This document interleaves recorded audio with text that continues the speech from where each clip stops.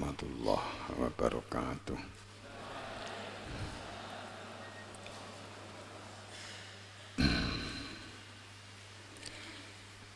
A'udzu billahi minasyaitonir rajim. Bismillahirrahmanirrahim. Alhamdulillahirabbil alamin.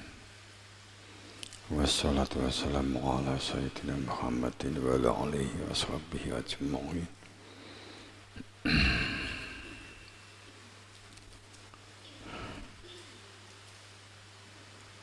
Allahumma shalli wa sallim wa barik ala sayyidina Muhammadinil fatihi lima ughliqa wal khatimi lima sabaq wan nasiril haqqa bil haqqi wal hadi ila siratikal mustaqim. Sallallahu alaihi wa ala alihi wa sahbihi haqqa qadrihi wa miqdarihi al-azim.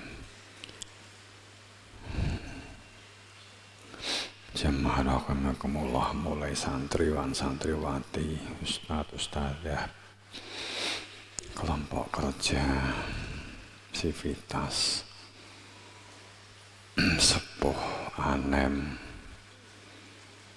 sedaya kemawon semuanya. Pertama kita bersama memposisi kesadaran hamba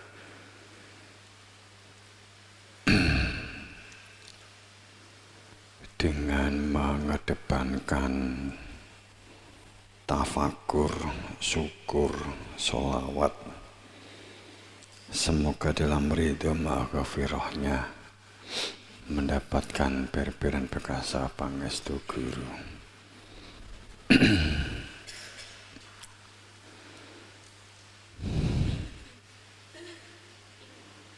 Sebagai pijakan kehidupan kita, syukur dan sholawat, kehidupan yang kita jalani bagaimana menjadi sebuah kehidupan yang bermakna, yang dalam sebuah nilai ibadah, nilai mendekat kepada Allah. Maka dalam sebuah kesadaran yang dimana pada zaman akhir banyaknya anomali yang terangkai dalam sebuah ungkapan bada al-Islam ghuriba wa sayaudu kama bada ghuriba fatuba ilaih fatuba ilil ghuraba.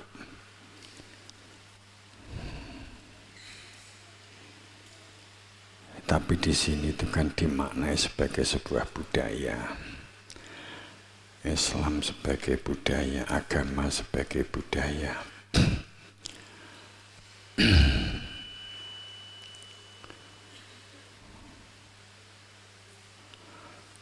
Seandainya kita mengulik sebuah pertanyaan, kehidupan ini seandainya tidak ada keberadaan Nabi dan Rasul, tidak ada Nabi dan Rasul, situasi apa keadaan dan situasi kehidupan manusia dan kehidupan dari masing-masing diri kita itu seperti apa?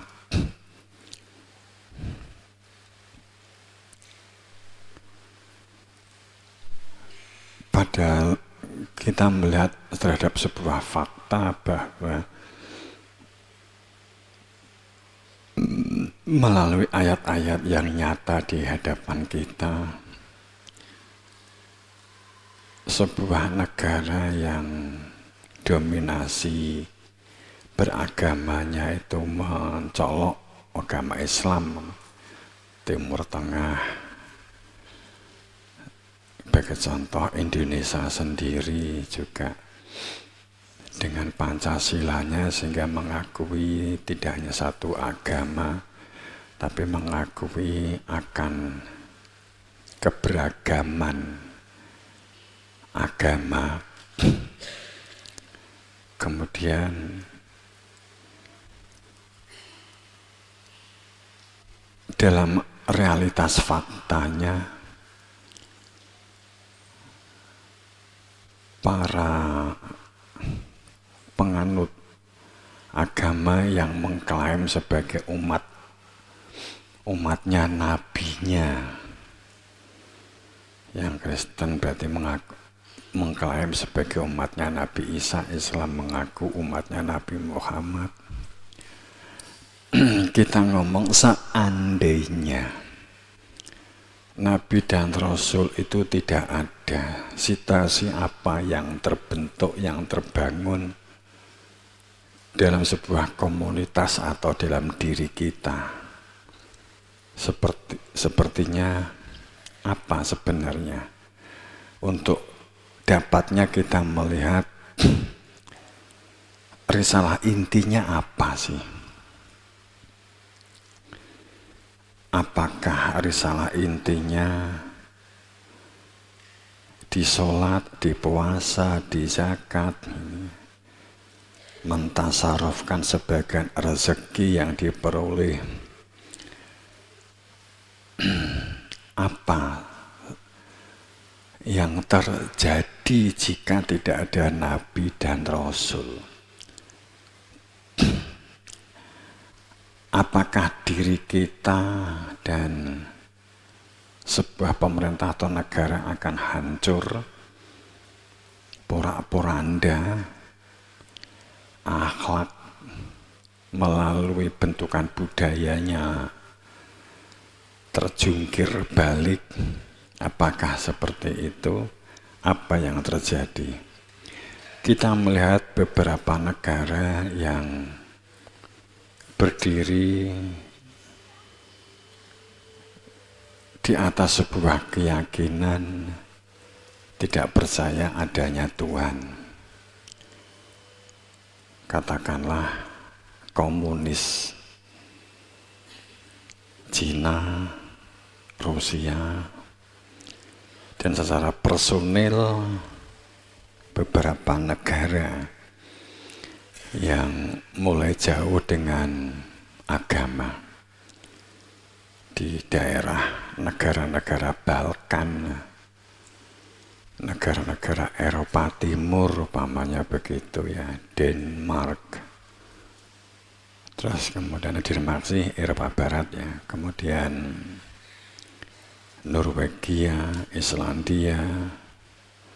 Apa yang terjadi jika kita membandingkan data antara sebuah negara yang beragama dengan negara yang tidak agama, atau negara yang religius dan ada negara yang tidak religius? Kalau spiritual dan religius berbeda. Spiritual dan religius itu berbeda. Religius itu sebuah aktivitas gerakan seseorang atau komunitas yang tampak memperlihatkan sebuah pola perilaku budaya sangat agamis. Apa-apa dibijakkan pada agama begitu ya, kopiah, sarungan, topinya, ciri itu sebuah religius. Di Islam sangat kelihatan, sholat, puasa, haji itu sangat religius. Tapi orang yang religius belum tentu dia adalah spiritual.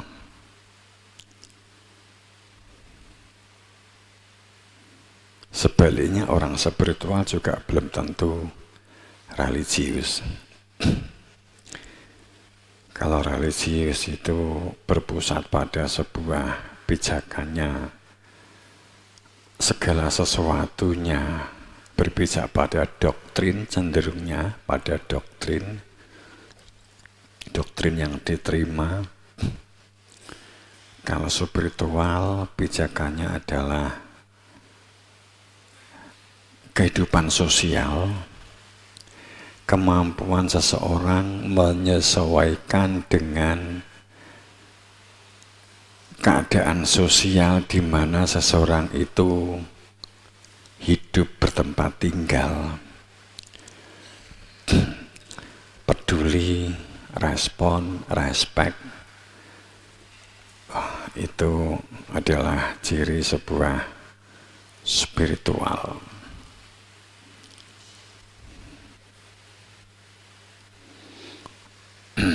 Kepedulian terhadap lingkungan, kecerdasan terhadap lingkungan, masyarakat, yang selama tidak bertentangan dengan norma-norma berpikir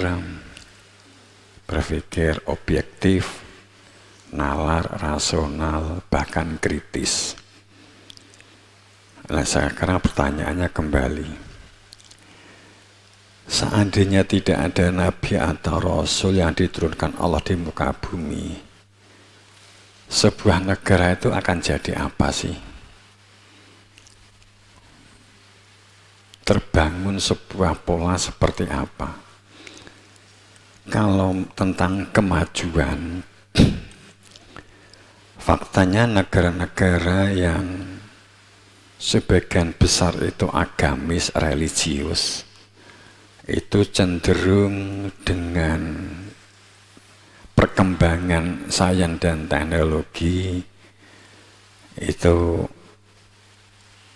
tertinggal dengan negara-negara kapitalis, negara-negara yang benderanya adalah bendera non-religius. Mungkin dia juga percaya Tuhan, tapi tidak begitu religius. Negara-negara Australia, negara Eropa, itu tidak begitu mengedepankan religius. Mereka mengedepankan perkembangan sains dan teknologi semata. Mereka yang justru menguasai dan mengontrol teknologi, sains, tentang pangan, produksi, itu mereka hampir semua teknologi itu di made in-nya itu adalah negara yang tidak religius, sedang yang negara-negara yang tampak religius cenderung tertinggal. Ada satu dua yang nyolok, biasanya di negara Konoha itu nenek sing kreatif dan inovatif, memiliki kemampuan daya cipta, itu cenderungnya dia keluar negeri, umpamanya begitu, karena di negaranya sendiri kurang. Dan data juga menunjukkan negara-negara agamis itu cenderung korupsinya juga tinggi. Kenapa?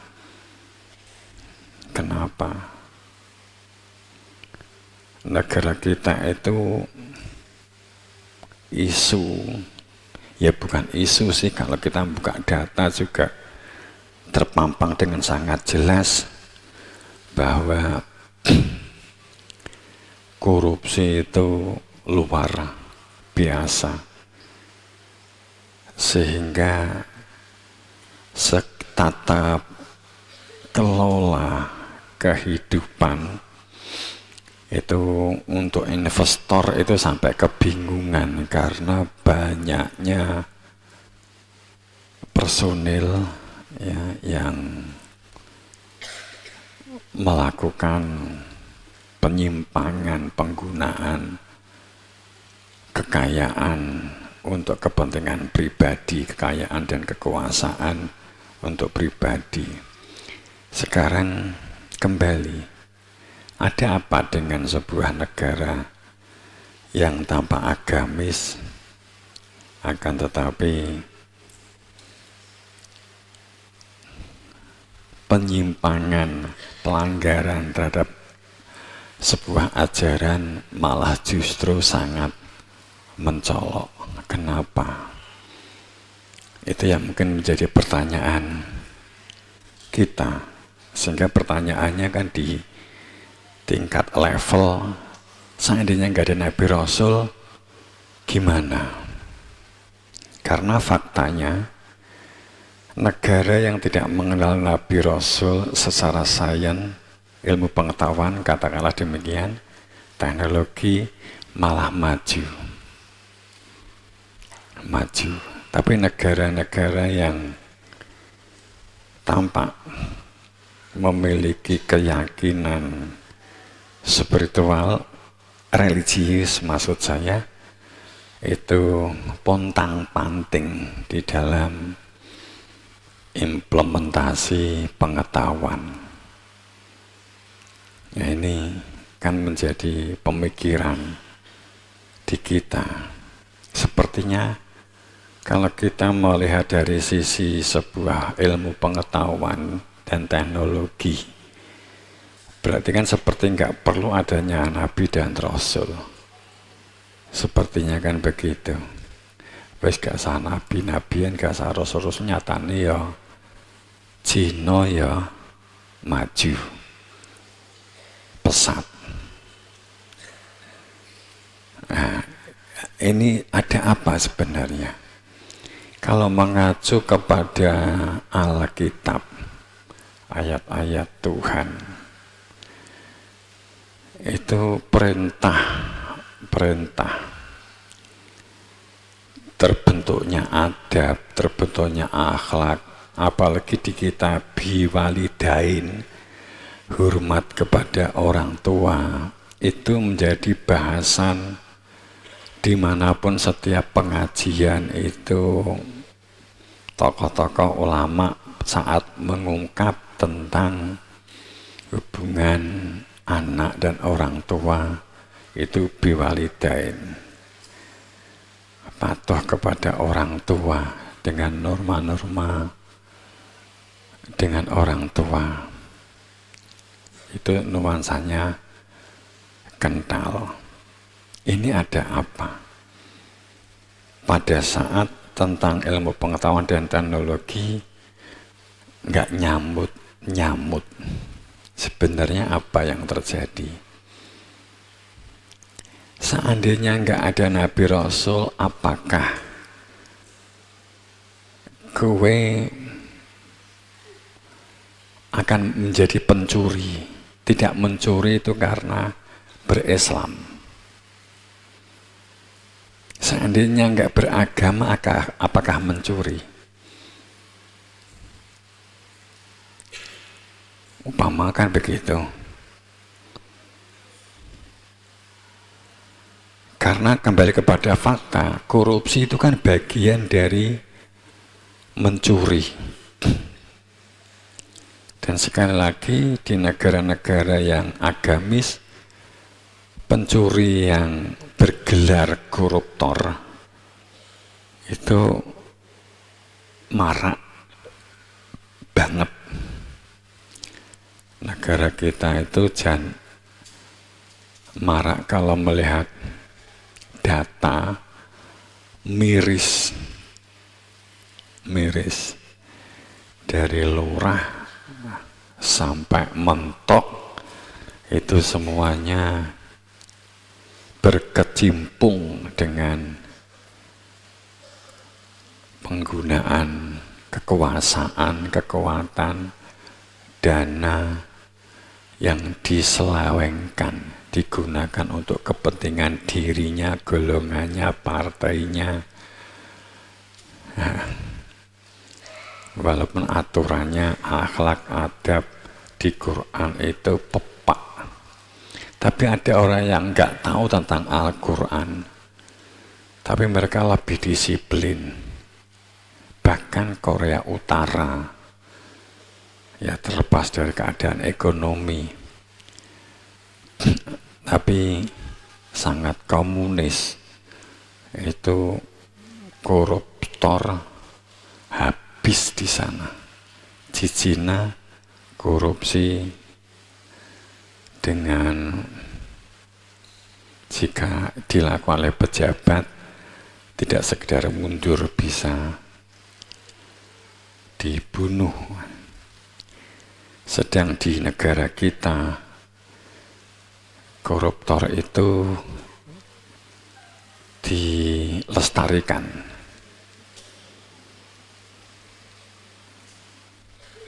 Karena bagian dari kehidupan itu sendiri. Nenek orang korupsi, maka dia akan amping-ampingan di orang yang korupsi itu untuk memperoleh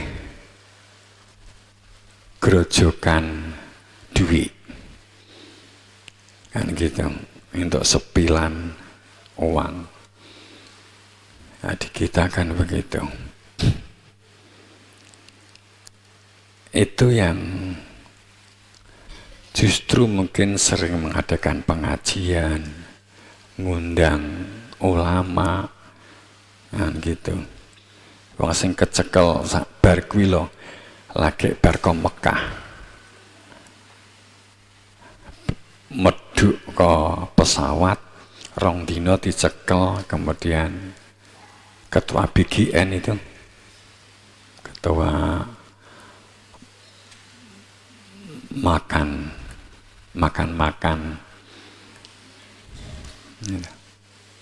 wibar umroh bundung apa di Mekah kono,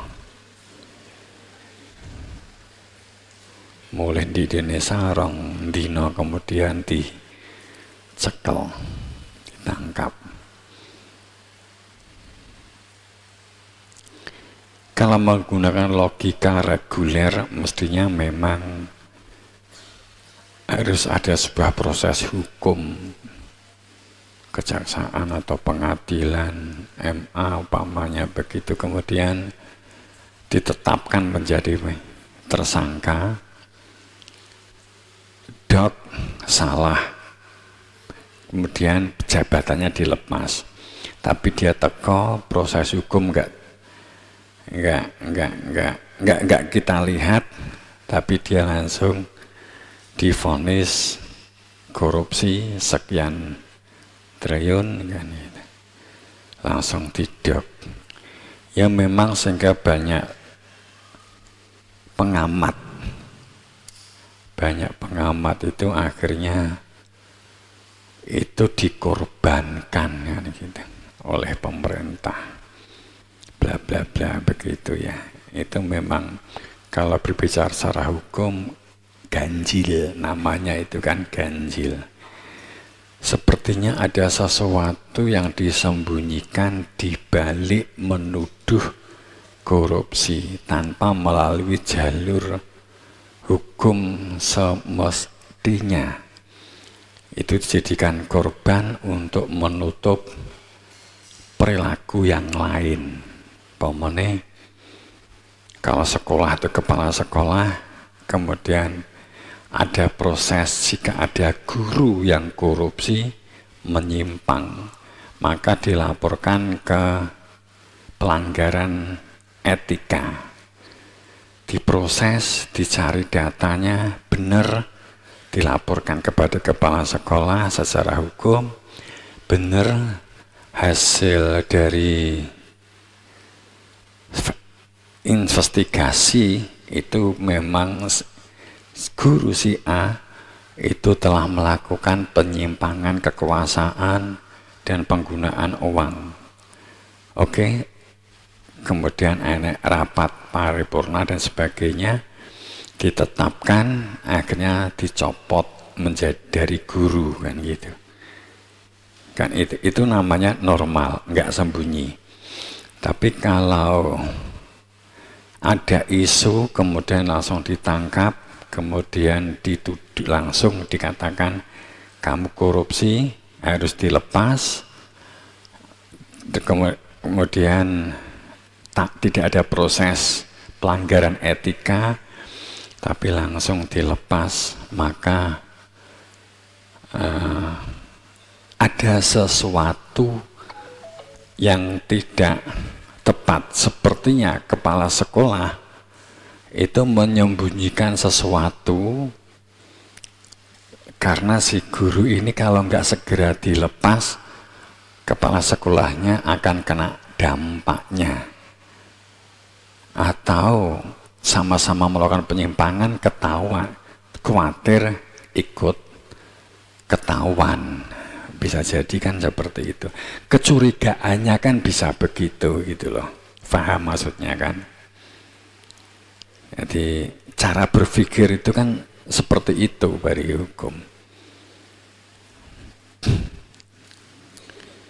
Jalur hukumnya tidak ditempuh tapi langsung pemutus del. Itu berarti ada sesuatu yang perlu dicurigai. Ada penyalahgunaan kekuasaan, kekuatan, dan keuangan. Bisa jadi kan seperti itu. Ngerempet tekan dindi. Sekarang balik, nek gak enek rasul piye?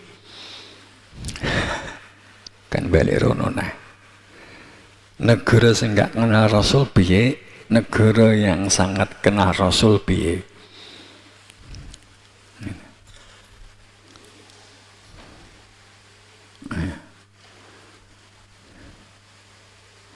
Kalau masalah disiplin pencurian, kan kamu kan nggak perlu nunggu dalil toh. Nek rong untuk dalilnya kemudian kamu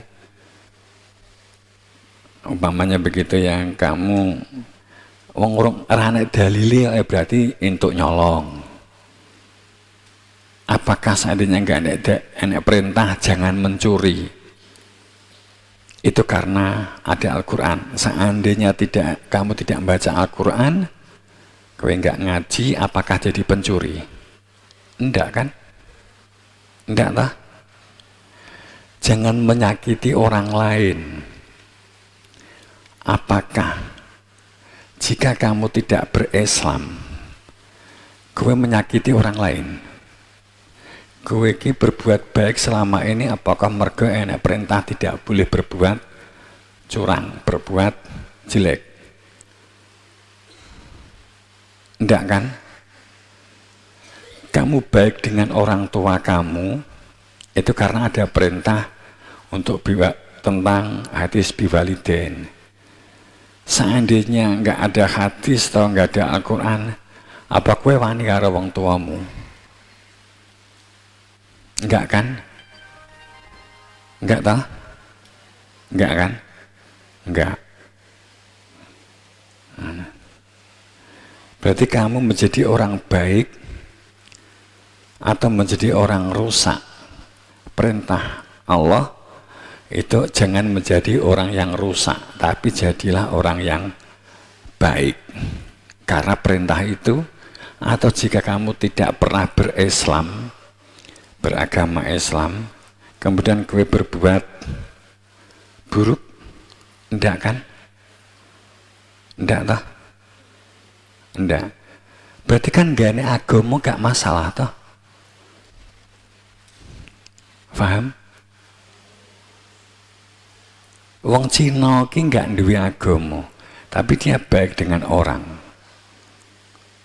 Rusia itu nggak kenal agama, tapi baik dengan orang lain, nggak menyakiti. Kadang wong sing agama kaya awak dhewe iki malah dilu-dilu arisan tapi rasan-rasan. Padahal jelas sing jenenge rasan-rasan itu padha karo mangan bangkai saudaranya. Wi enek hadise, enek ayate, tapi justru kita sering makan bangkai kan. Walaupun di beberapa negara baik bahkan cenderung cuek dengan orang lain, tapi mereka tidak merusak orang lain. Mereka nggak kenal agama, mereka nggak religius, tapi mereka baik. Ada kontrol yang memang mereka ingin kekuasaannya itu lebih-lebih, tapi secara sekilas gue lah tetap ingin jadi orang baik walaupun seandainya kamu bukan orang Islam kan. Bener? Bener kan? Ya. Nah, saiki terus intine ajarane beragama nek awak dhewe iki apa? Itu kan masalahnya kan itu. Salat, poso, zakat, kaji, semua bentuk ritual itu sesungguhnya semuanya alirannya, muaranya itu untuk terbentuknya akhlak dan adab. Mulai takbiratul ikram, ruku, sujud, artinya sholat yang dilakukan itu untuk memberikan dampak pada kepribadian dan karakter seseorang untuk menjadi baik. Ruku untuk menghormati orang lain, menghargai orang lain. I'tidal untuk memiliki jiwa produktif, mandiri.